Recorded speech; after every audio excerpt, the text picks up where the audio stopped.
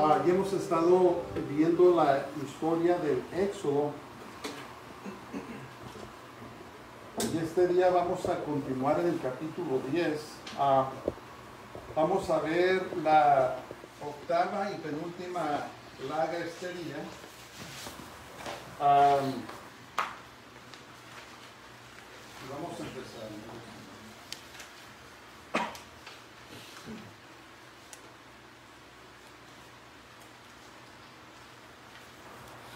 Entonces he titulado esta lección es Langostas y Oscuridad, que es la octava y la novena plaga que Dios envió a Egipto.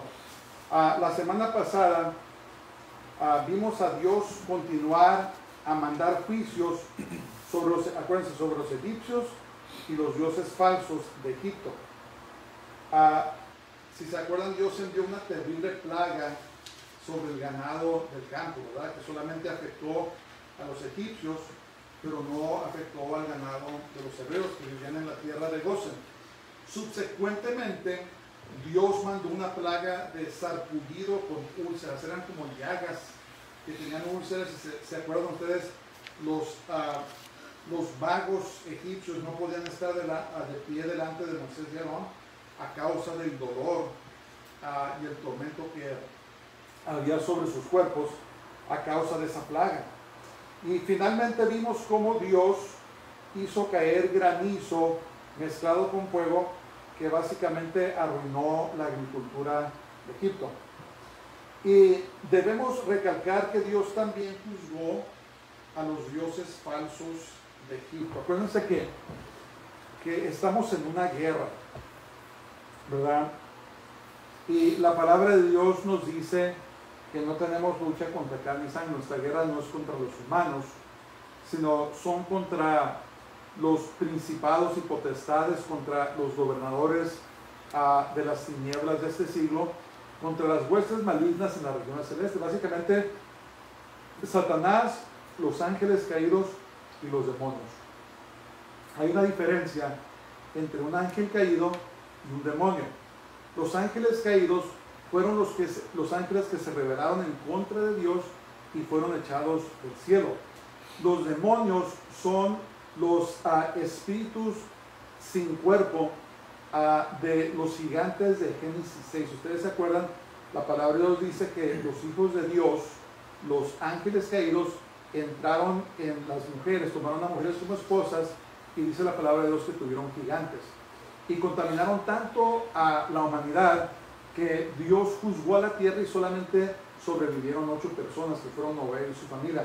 Pues cuando murieron estos gigantes, estas abominaciones que Dios que Dios no creó, entonces sus espíritus, sus almas, son los que andan rodando por todo el mundo buscando cuerpos. Por eso un demonio siempre busca meterse a un cuerpo, porque ellos no tienen cuerpo.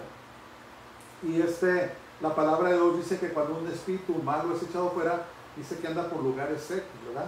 Y después regresa al cuerpo donde estaba, y si lo encuentra barrido y limpio, entonces dice que va y toma 7 espíritus peores que él y entran en la persona otra vez, y la condición de esa persona es peor que antes. Entonces, un ángel caído es diferente a un demonio. Un ángel caído tiene un cuerpo, pero un demonio no tiene cuerpo. Entonces, nuestra batalla, nuestra lucha es en contra de estas huestes malignas, estos malos espíritus, y debemos de vestirnos de la armadura de Dios todos los días y llevar a cabo oración, orar al Señor y mantenernos cubiertos con la sangre de Jesús, porque, hermanos, el enemigo no cesa de atacar. Si no nos ataca de una manera, nos ataca de otra. Especialmente los que hemos decidido llevar guerra en contra del enemigo, el enemigo nos va a atacar por familiares, nos va a atacar por compañeros del trabajo, nos va a atacar por compañeros de la escuela, nos va a atacar aún en la misma iglesia por los mismos hermanos, los creyentes, porque ese es su trabajo. El trabajo de Dios es el trabajo de su Padre, de matar, hurtar y de destruir, ¿verdad? Que es el trabajo del diablo. Entonces, por eso es tan valiosa las enseñanzas que se encuentran en la narrativa, en la historia del Éxodo, porque ahí encontramos muchas características de lo que es la guerra espiritual. Entonces vamos a seguir a nuestro estudio en nombre del Señor y vamos a empezar con Éxodo 10 del 1 al 2. Amor, por favor. Jehová dijo a Moisés: entra en la presencia de Faraón, porque yo he endurecido su corazón y el corazón de sus siervos, para mostrar entre ellos estas mis señales, y para que cuentes a tus hijos y a tus nietos las cosas que yo hice en Egipto y mis señales que hice entre ellos, para que sepáis que yo soy Jehová. Bien. Entonces Dios una vez más ordenó a Moisés entrar en presencia de Faraón, avisándole que su corazón y el de sus siervos estaban endurecidos. ¿Saben que vamos a hacer una oración? Padre, en el nombre de Jesús, te pido que ahora nos ayudes, nos enseñes, Señor. Alto toda fuerza satánica de afuera que quiera interrumpir nuestro estudio, y te pido que nos hables esta noche, Señor. Protégenos, nos cubro con la sangre de Jesús. Amén. Entonces, Dios una vez más ordenó a Moisés entrar en presencia de Faraón, avisándole de antemano que su corazón y el de sus siervos estaba endurecido, ¿verdad?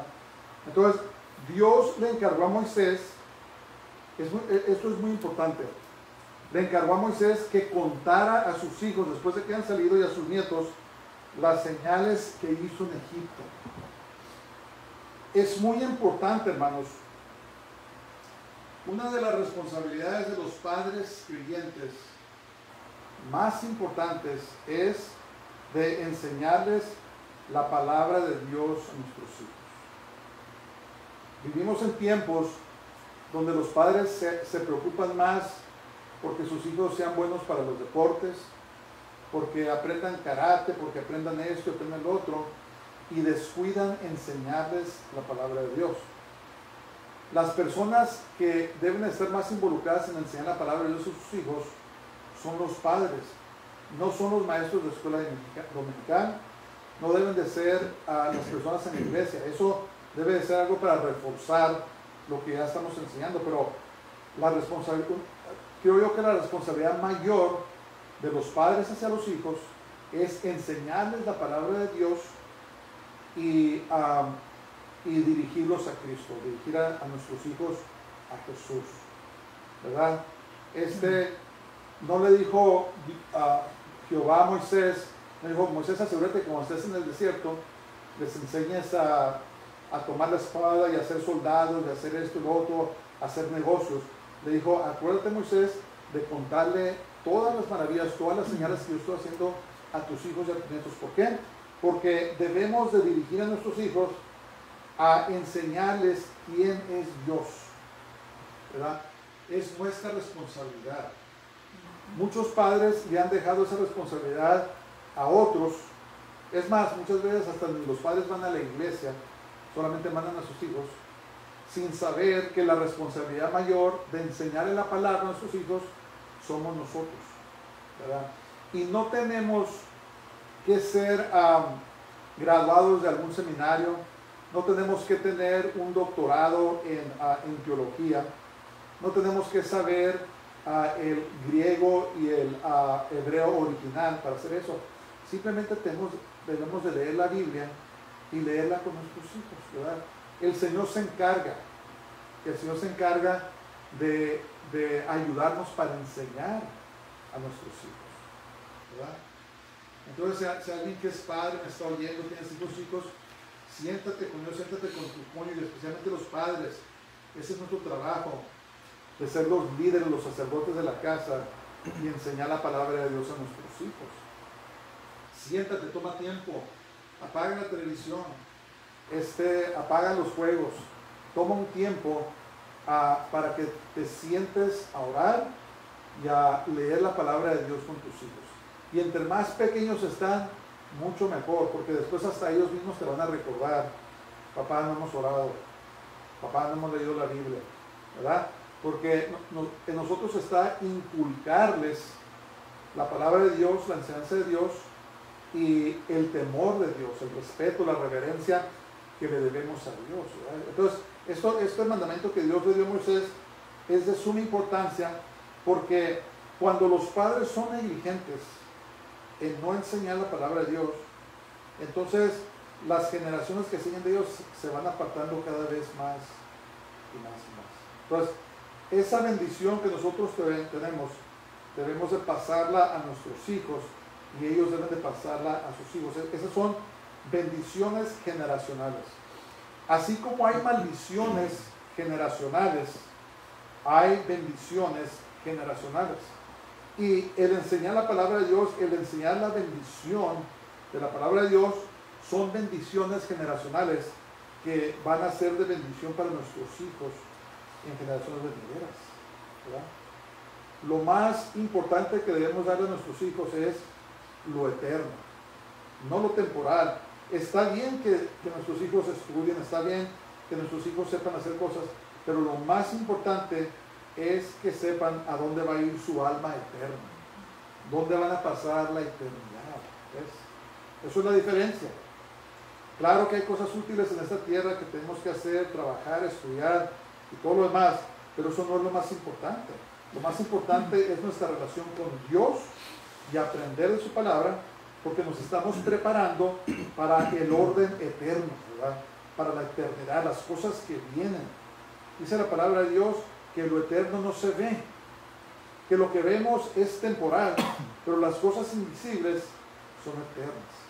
Entonces yo nos animo, nos exhorto, padres, a que tomemos tiempo de orar y leer la palabra de Dios junto con nuestra esposa o con nuestros hijos. Si son padres solteros, pues con tus hijos. Si eres una mamá soltera, pues entonces también toma la palabra de Dios, siéntate con tus hijos y lean la Biblia y oren. Y la palabra de Dios, hermanos, es la que entra en sus corazones. Yo me acuerdo cuando estaba joven que me fui al ejército. En mi mente yo estaba diciendo, ¿sabes qué? Ahora sí voy a hacer todo lo que no pude hacer cuando estaba en casa de mis padres. Ahora soy libre. Y cuando andaba haciendo esas cosas, la palabra de Dios venía a mí, ¿verdad? El Señor hablaba a mi corazón y me decía, ¿qué es esto? ¿Dónde estás? Pues aquí. ¿Y qué hay aquí? Pues hay mucho pecado. ¿Y qué estás haciendo aquí? Amén. Y me diga, la palabra de Dios me redarguía, porque es como una semilla que se siembra en el corazón, ¿verdad? Y después al tiempo empieza a hacer fruto, empieza a brotar. Y tenemos que ser pacientes porque no siempre suceden las cosas así. Pero cuando el obrero, el agricultor siembra una siembra, no va a esperar la cosecha rápidamente, toma tiempo, hay que cuidarla, hay que regarla, pero al tiempo da su fruto. Entonces así es la palabra de Dios. Cuando sembramos la palabra, cuando le hablamos a otra persona del Señor, o cuando estudiamos la palabra con nuestra familia, es una semilla que estamos sembrando y después va a tener fruto. Entonces le mandó Moisés, qué hermoso. El Señor le dice, y para que cuentes a tus hijos y a tus nietos las cosas que hice yo en Egipto y mis señales que hice entre ellos, para que sepáis que yo soy Jehová, para que nuestros hijos sepan que Dios es Jehová. Él es quien es, ¿verdad? Él es el Dios de la eternidad. Que ellos sepan que Él es el Dios verdadero, el Dios de Abraham, el Dios de Isaac y el Dios de Jacob. Él es el verdadero Dios. Amén. Entonces nunca tomemos eso a la ligera. Tenemos que esforzarnos. Si nos esforzamos para hacer otras cosas, tenemos que esforzarnos por orar y por leer la palabra de Dios con nuestras familias, ¿verdad? Va a dar fruto eterno en nombre del Señor. Ok, ¿dónde vamos a? 3. Y la 3 al 6, por favor. Entonces vinieron Moisés y Aarón a Faraón y le dijeron, Jehová el Dios de los hebreos ha dicho así, ¿hasta cuándo no quieras humillarte delante de mí? Deja ir a mi pueblo para que me sirva. Y si aún rehusas dejarlo ir, he aquí que mañana yo traeré sobre tu territorio la langosta, la cual cubrirá la faz de la tierra, de modo que no pueda verse la tierra. Y ella comerá lo que escapó, lo que os quedó del granizo, comerá asimismo todo el árbol que os fructifica en el campo, y llenará tus casas y las casas de todos tus siervos. las casas de todos los egipcios, cual nunca vieron tus padres ni tus abuelos, desde que ellos fueron sobre la tierra hasta hoy. Y se volvió y salió delante de Faraón. Entonces, escriben sus papeles. A pesar de todas las catástrofes que habían caído sobre Egipto, Faraón se rehusaba a humillarse a Dios. ¿Verdad? Al principio, cuando Moisés fue y le dio la primera orden de parte de Dios, Faraón ha dicho, ordenadme a mí, ¿de quién estás hablando? Pero para este punto, Faraón ya habían pasado a 7 plagas que lo habían aterrado, lo habían enfermado, y sabía que no estaba tratando con cualquier persona, estaba tratando con Dios, pero aún así no se humillaba. ¿Verdad? Entonces, el pecado del orgullo es un muy común obstáculo para poder recibir al Señor. ¿Verdad? Porque lo que tenemos que hacer cuando venimos al Señor es humillarnos, pedirle perdón, reconocer nuestras faltas, reconocer nuestros pecados y humillarnos delante de Dios. Entonces, el orgullo es el pecado original. ¿Verdad? Lucifer, antes de convertirse en Hasatán o el adversario, es lo que quiere decir Satanás, lo que quiere decir Satán o Satanás, quiere decir nuestro adversario. Antes de convertirse en nuestro adversario, él era Lucifer o luz bella, la creación más bella que Dios había hecho hasta ese entonces. Él es un querubín. Lo llama la Biblia un querubín protector, un ser de tanto poder que no podemos imaginarnos. La Biblia habla de los 4 querubines que rodean el trono de Dios, ¿verdad? Que día y noche dicen santo, santo, santo. Jehová Dios de los ejércitos, toda la tierra está llena de su gloria. Entonces, estos seres que protegen el trono de Dios tienen una potencia, una fuerza que no podemos imaginar. Entonces, Satanás es un querubín. Él no perdió nada de su poder cuando fue echado del cielo. Lo único que perdió fue su posición, pero él nunca perdió su poder. Entonces, era tan bello, era tan poderoso, que un día se enorgulleció y se volvió loco. ¿Por qué digo que se volvió loco? Porque quiso tomar el lugar de Dios. Pensó que podía tomar el lugar de Dios. Y ahora sigue en su locura, que piensa que de todas maneras puede derrotar al Señor. ¿Verdad? Entonces, tenemos que tener cuidado con el pecado del orgullo, que Dios nos ayude para humillarnos delante de Él, ¿verdad? A veces lo más difícil es de reconocer nuestras faltas, reconocer nuestros errores, reconocer nuestros pecados, pero tenemos que hacerlo y tenemos que hacerlo diariamente. Tenemos que pedirle a Dios por nuestros pecados diariamente, en la mañana que nos levantemos, en la noche que nos acostemos, cuando pequemos. Debemos confesar nuestros pecados al Señor y pedirle que nos lave con su sangre para mantener una relación correcta con Él, ¿verdad? Entonces, ¿qué pasó aquí? Que Faraón era un hombre testarudo, un hombre fuerte, orgulloso, que no se humillaba a nadie hasta que no viera el poder, la mano poderosa, la mano asombrosa de Dios. Entonces, Dios entonces le hizo saber que mandaría una terrible plaga de langostas. Las langostas, hermanos, las plagas de langostas es una plaga que es temida en todo el mundo, especialmente en países no desarrollados. Me parece que aquí en Estados Unidos y en otros países desarrollados han aprendido cómo mantener controlado a estas plagas de langostas. Pero en países como África, no sé si se dieron cuenta, hace unos meses que hubieron unas terribles plagas de langostas que azotaron África, a países de Asia donde todavía no están suficientemente desarrollados. Vienen estas terribles plagas de langostas que devoran toda vegetación. Donde llegan, devoran todo en minutos. Acres y acres y acres de vegetación son consumidas en minutos. Entonces, las previas plagas ya habían destruido la agricultura, pero esta plaga arrasaría con lo que quedó. ¿Verdad? ¿Se acuerdan que en su misericordia, cuando Dios mandó el granizo, les dijo, ¿sabes qué? díganles a sus siervos que están en los campos que se metan, busquen albergue, porque si no van a ser muertos. Dios hasta les dio oportunidad. Y cuando destruyó la agricultura, como todavía no había salido, me parece que era el trigo, entonces los egipcios todavía tenían la esperanza de que saliera el trigo para que hubiera un poco de comer, ¿verdad? Pero ¿qué pasó? Faraón endureció su corazón y ahora Dios iba a mandar una plaga de langostas que iban a terminar con todo lo que quedaba. Es tremendo eso, ¿verdad? Dice que esas plagas de langostas sería tal cual nunca se había visto en toda la tierra de Egipto, ¿verdad? Jackie 7 al 11. Entonces los siervos de Faraón le dijeron: ¿Hasta cuándo será este hombre un lazo para nosotros? Deja ir a estos hombres para que sirvan a Jehová su Dios. ¿Acaso no sabes todavía que Egipto está ya destruido? Y Moisés y Aarón volvieron a ser llamados ante el Faraón, el cual les dijo: Andad, servir a Jehová vuestro Dios. ¿Quiénes son los que han de ir?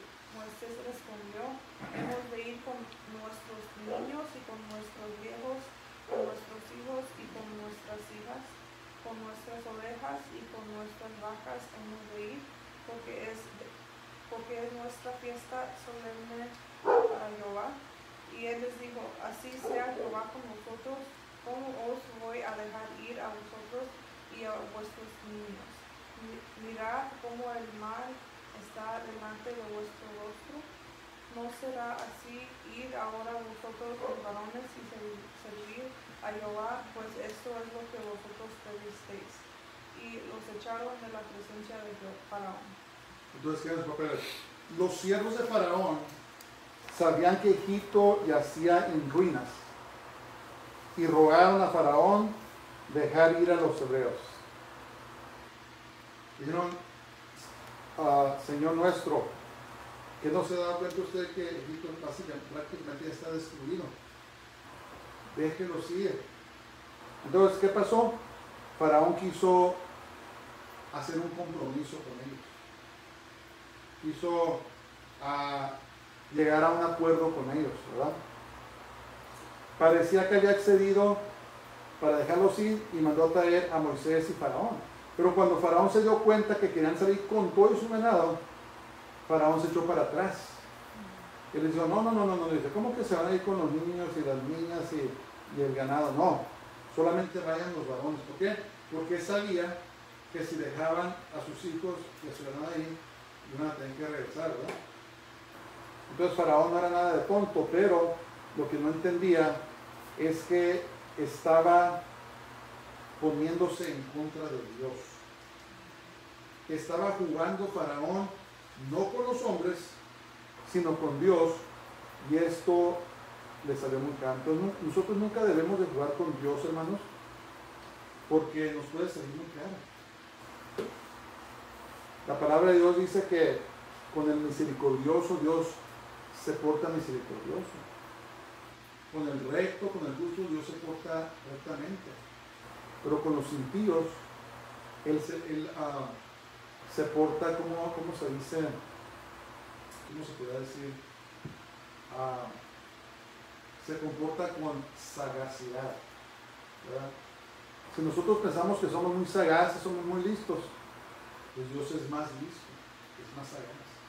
Entonces, como nosotros nos portemos con Dios, Él se va a portar con nosotros, ¿verdad? Si jugamos con Él, Él nos va a demostrar que con Dios no se puede. No podemos jugar con Dios. Entonces Faraón empezó a titubear y dijo: no, ¿cómo que se van a ir todos? Nomás váyanse los hombres, ¿verdad?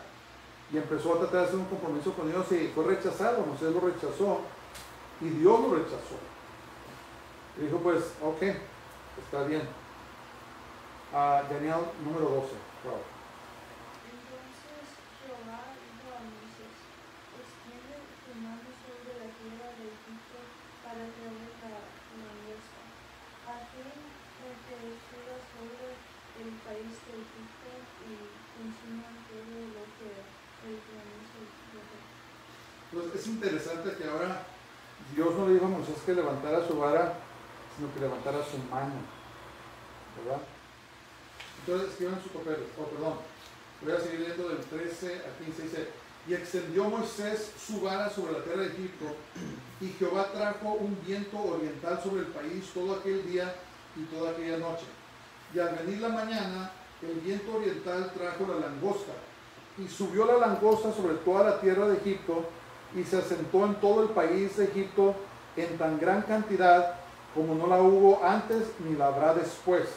Y cubrió la faz de todo el país y oscureció la tierra, y consumió toda la hierba de la tierra y todo el fruto de los árboles que había dejado el granizo. No quedó cosa verde en árboles ni en hierba del campo en toda la tierra.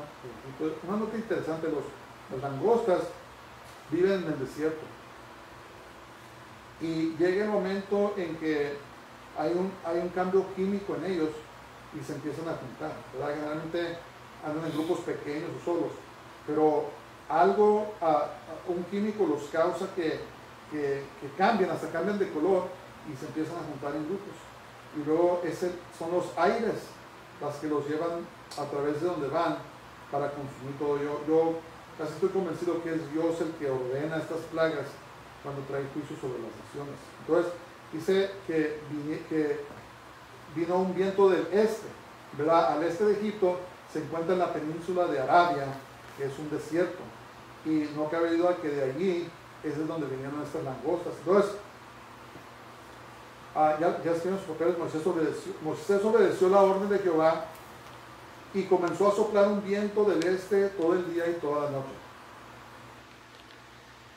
Cuando obedecemos la palabra de Dios, Dios ordena a los elementos a trabajar para nuestro bien. ¿Cuántas veces no nos ha protegido Dios y no nos damos cuenta? Cuando caminamos en obediencia a su palabra, a veces nos damos cuenta, ¿verdad? Cuando Dios nos libra de un accidente, nos libra de alguna persona malvada, nos libra de algún contratiempo. Pero en la mayoría de las veces, cuando caminamos en obediencia a Dios, ni cuenta nos damos de que nos ha protegido el Señor, ¿verdad? A veces no podemos salir a la hora que queremos salir, algo nos demoró, después nos damos cuenta que hubo un accidente terrible, que si nos hubiéramos ido a tiempo, hubiéramos sido parte de ese accidente, ¿verdad? Cosas por el estilo, donde Dios obra a favor de nosotros. Cuando somos obedientes a Él, Dios mueve los elementos, así como movió aquí, para que trabajen a favor de nosotros, a favor de sus hijos. Las langostas eran tan numerosas que taparon el sol y se oscureció la tierra. Si pueden imaginarse eso, yo no puedo imaginarlo, pero quiere decir que eran miles y miles de millones de langostas que llegaron y consumieron todo lo que quedaba del alimento vegetal. Se consumía la fruta, pues a lo mejor ya estaba saliendo el trigo quedó una devastación total. Y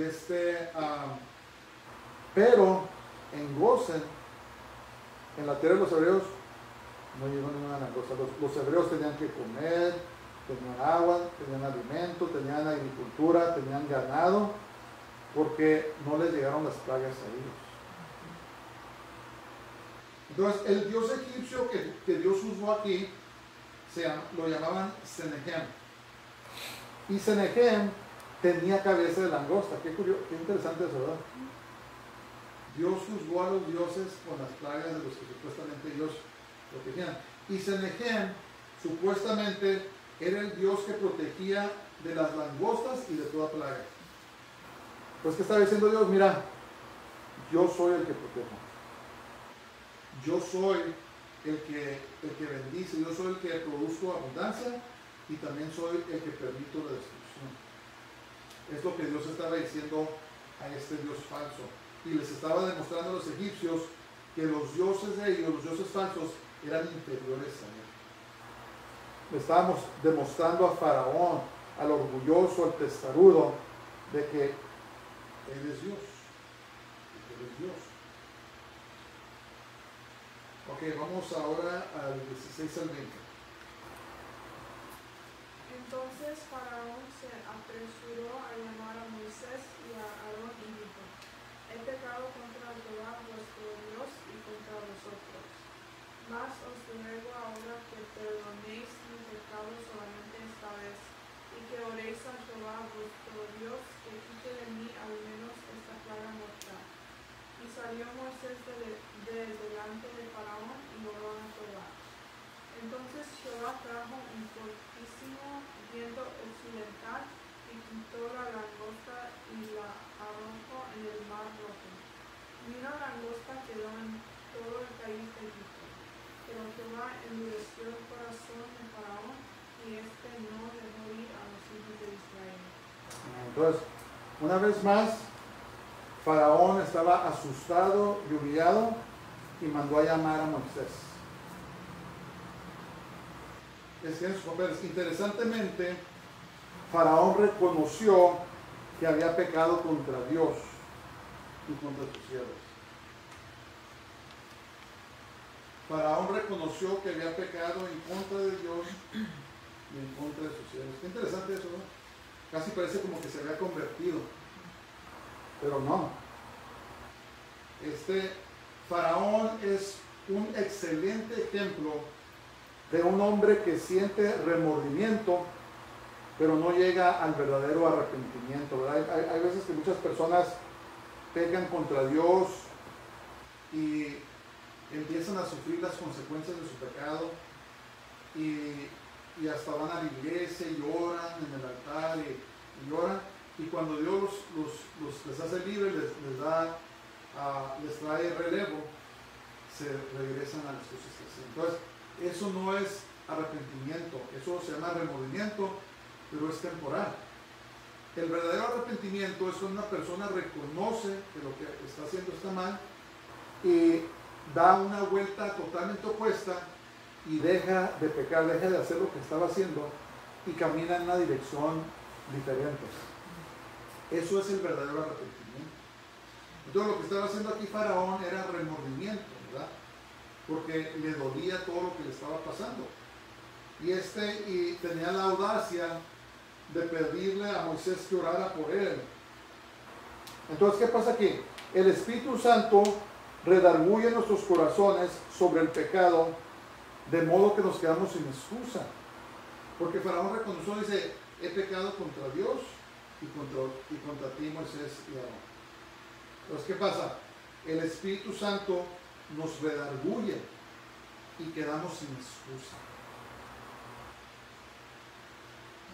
Si una persona rechaza a Dios y se va al infierno, cuando va al infierno va a saber que merece estar ahí.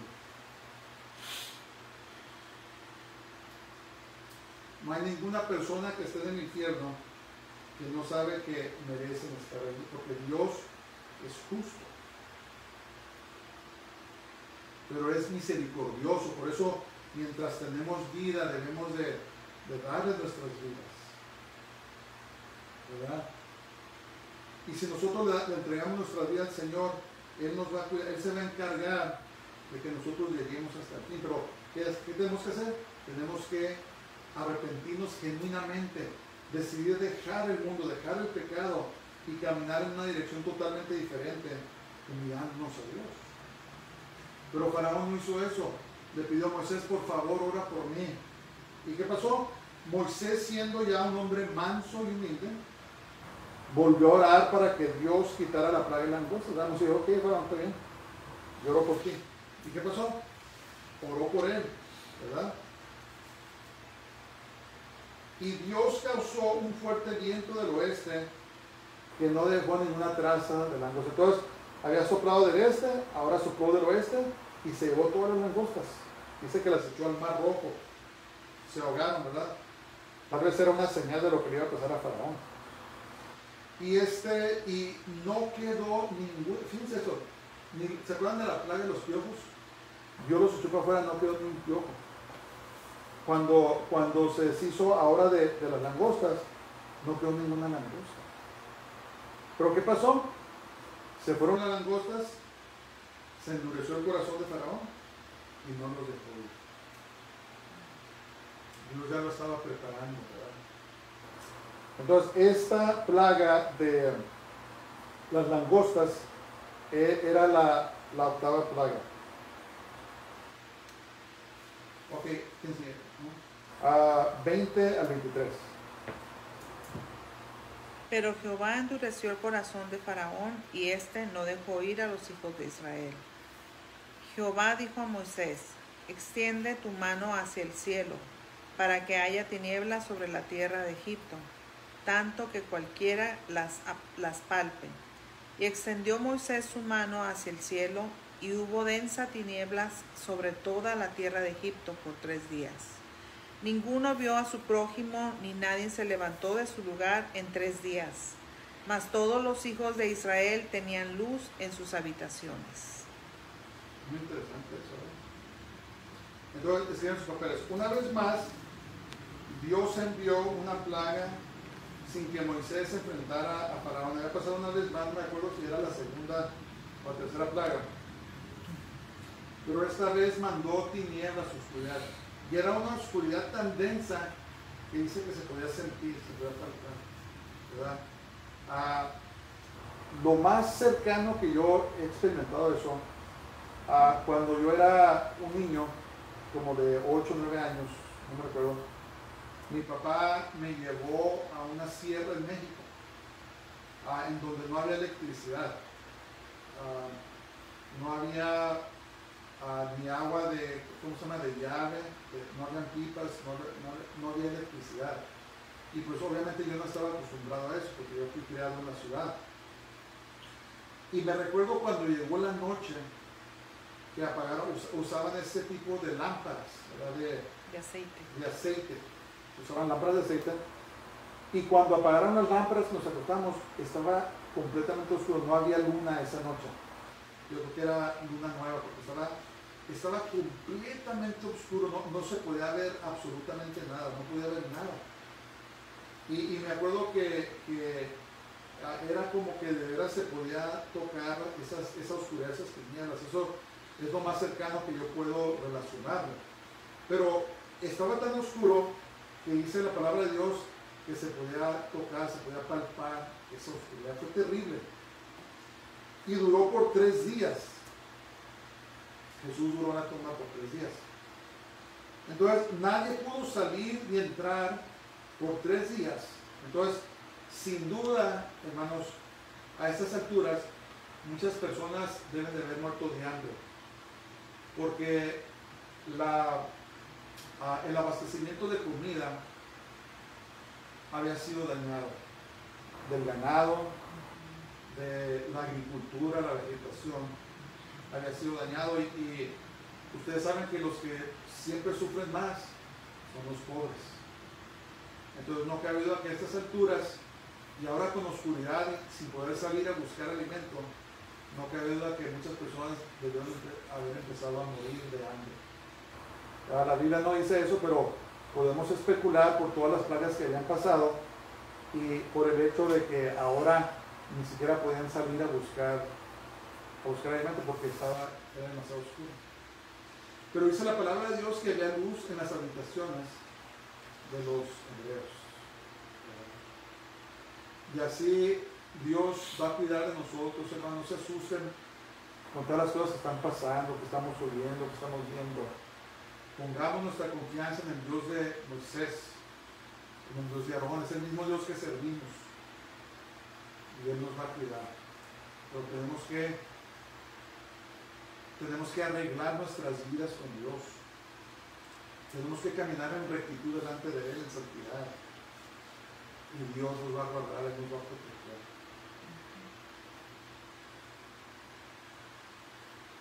Entonces los dioses egipcios que fueron juzgados aquí fueron nada menos que el dios principal Ra. ¿Se acuerdan? Ra era el dios principal de los egipcios. Y Ra era el dios del sol. Y el otro dios que fue juzgado fue Horus, que es el dios del cielo. Entonces el dios del sol y el dios del cielo fueron juzgados. Dios demostró que es Él el que controla el día y la noche, oscureciendo a los egipcios, pero trayendo luz a los hebreos. Entonces empezó con los dioses inferiores y terminó con el mero mero, ¿verdad? El dios principal de los egipcios, que era Ra, que supuestamente era el dios del sol. No sé si se han fijado ese círculo que tienen algunos dioses egipcios y que está detenido así como con un soporte. Ese es el sol. A veces está sobre un becerro. Después fue adorado como Baal, ¿verdad? El dios sol. Los persas, los romanos adoraban al dios sol, lo llamaban Mitras. Y otras sociedades, otras culturas le daban un diferente nombre al dios sol, ¿sí? El sol siempre ha sido venerado. Por eso en inglés, ¿cómo se llama el domingo en inglés? Se llama Sunday, se llama el día del sol. De ahí es donde vienen todos estos nombres de los que adoraban al sol. Entonces Dios finalmente derrotó al dios principal, que era el dios del sol de los egipcios, con esta plaga de la oscuridad. 24-26. Entonces Faraón hizo llamar a Moisés y dijo: Id, servir a Jehová, solamente queden vuestras ovejas y vuestras vacas. Vayan también vuestros niños con nosotros. Moisés respondió: Tú también nos darás sacrificios y holocaustos que sacrifiquemos para Jehová nuestro Dios. Nuestros ganados irán también con nosotros. No quedará ni una pezuña, porque de ellos hemos de tomar para servir a Jehová nuestro Dios. Y no sabemos con qué hemos de servir a Jehová hasta que lleguemos allá. Entonces, señores, Faraón una vez más quiso hacer un compromiso, pero fue rechazado por Moisés. Y Moisés le afirmó a Faraón que los mismos egipcios le darían ganado para los sacrificios a Jehová. Entonces, y no nomás les iban a dar ganado, ¿verdad? Entonces vamos a dar cuenta que les iban a dar dinero. Jackie 27 al 29. Pero Jehová endureció el corazón de Faraón y no quiso dejarlos ir. Y le dijo Faraón: Retírate de mí, guárdate que no veas más mi rostro, porque en cualquier día que vieres mi rostro morirás. Y Moisés respondió: Bien has dicho, no veré más tu rostro. Señores papeles. Faraón amenazó de muerte a Moisés si éste se presentaba una vez más ante él. Lo que no sabía Faraón es que venía la 10ª y la última plaga, una plaga más terrible. ¿Se pueden creer eso? Una plaga más terrible que las previas 9 plagas.